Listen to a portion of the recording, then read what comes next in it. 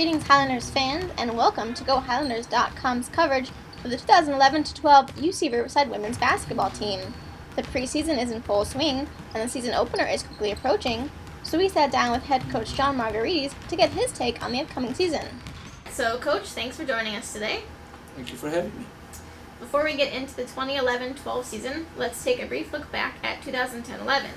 The Highlanders reached postseason play for the fifth time in 6 years, as you guys competed in the WNIT.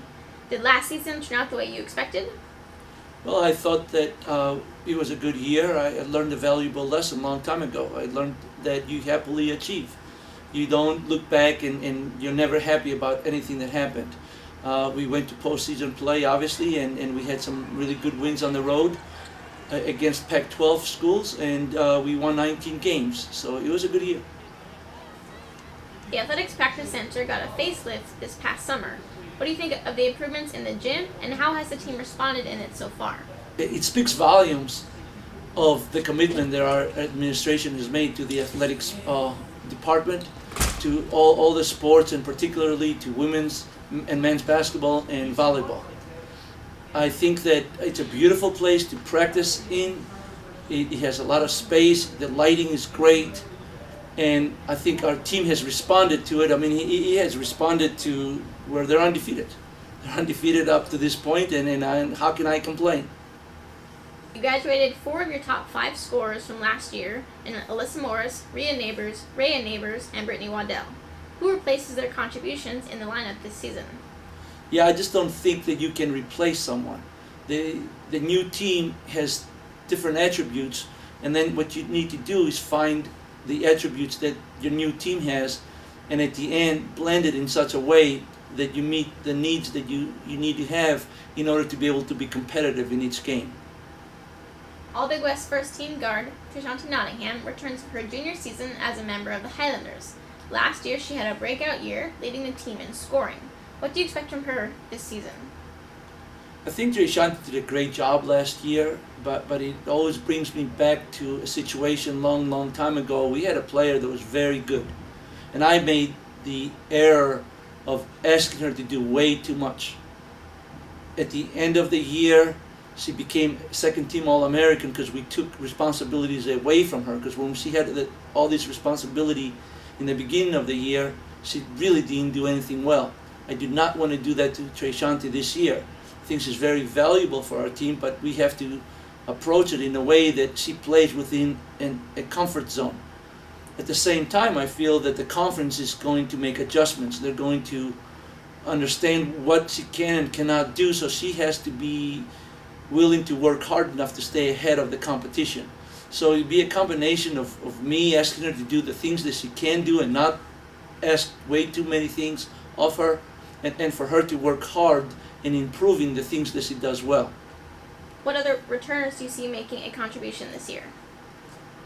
Well, we have some senior leadership. We only have 2 players in Jasmine Lewis and Brittany Palmer, and the little that I've seen so far this year, they just have done a really good job in how hard they're working and the way they lead the team.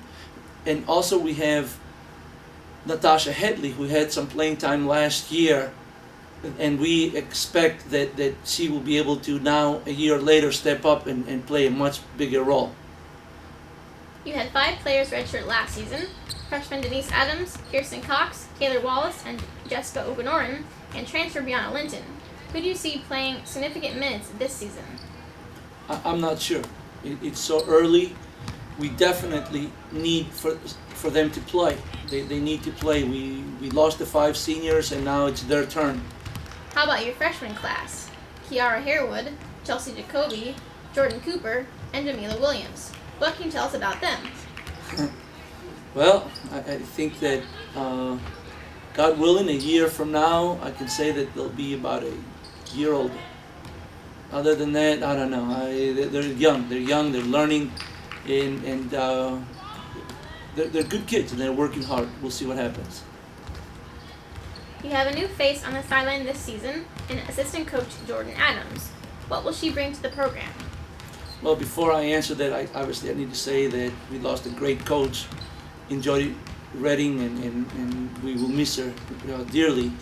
We're very fortunate to get someone like Jordan to replace Jody, although like I said earlier, you don't really replace anybody.